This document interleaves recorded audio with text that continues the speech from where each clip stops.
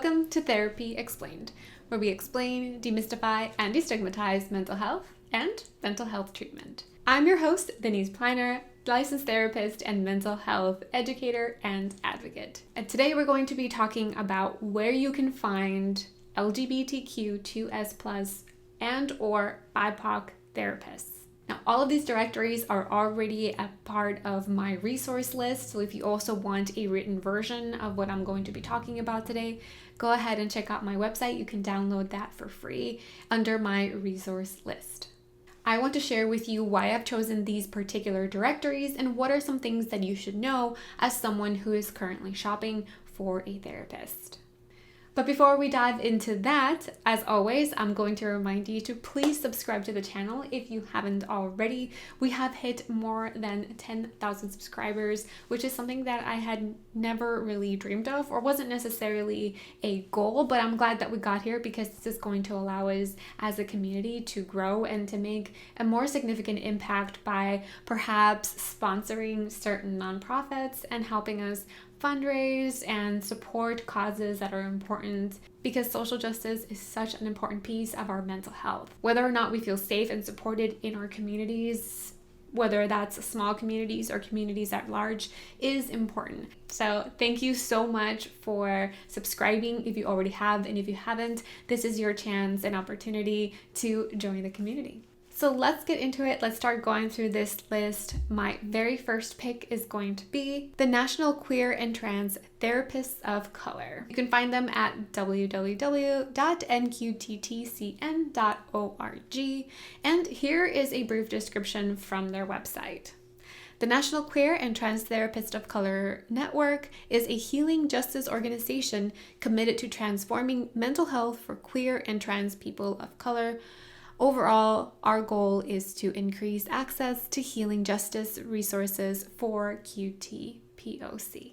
As you can tell from the name of the directory, you can find QT BIPOC therapists here. And again, as with most therapist directories, you can look through and filter out therapists that might be out of your budget.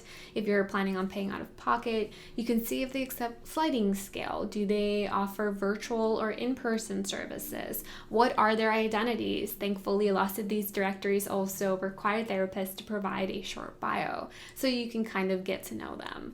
And I encourage you to choose a few therapists from these directories to interview before you land on the one that you really like. It's important to be able to compare a few so that you're sure that the person that you're choosing feels like the right fit.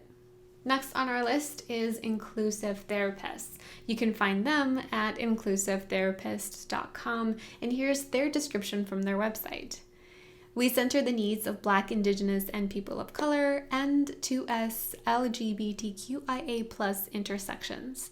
We amplify the voices and expressions of neurodivergent and disabled communities of color. This directory, again, just like the last one, will also allow you to filter through based on location, which, as we talked about, is pretty important.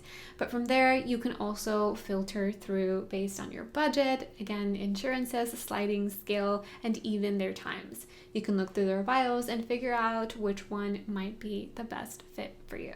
Next is Latinx Therapy, and you can find them at latinxtherapy.com. This directory is if you are specifically looking for a therapist that identifies as Latinx.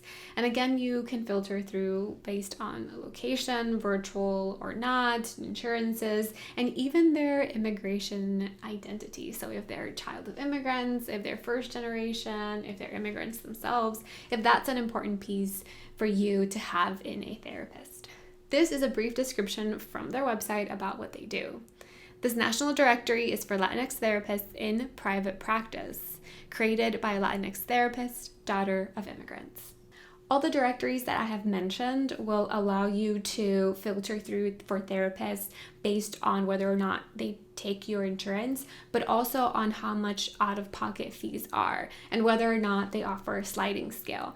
So it's possible that a therapist might charge about $200 for a session, but might offer a sliding scale, which really means a lower cost slot. Some therapists are willing to go pretty low in their fees, so be sure to reach out to them and ask them.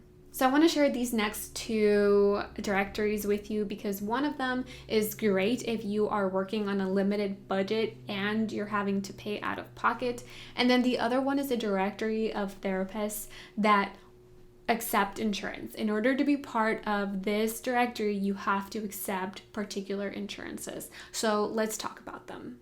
Open Path Collective is a nonprofit that serves clients who lack health insurance or whose health insurance doesn't provide adequate mental health benefits. These clients also cannot afford current market rates for therapy between $80 and $200 for a session.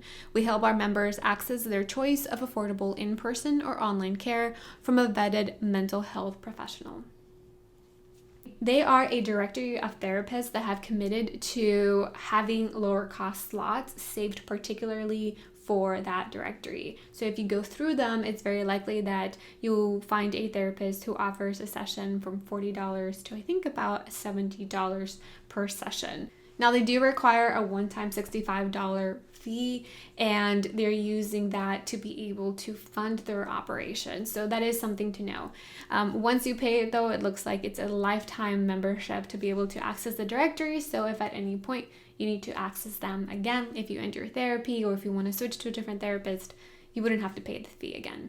But this is a really good place to find a therapist that probably charges a lot less than most therapists do for out of pocket.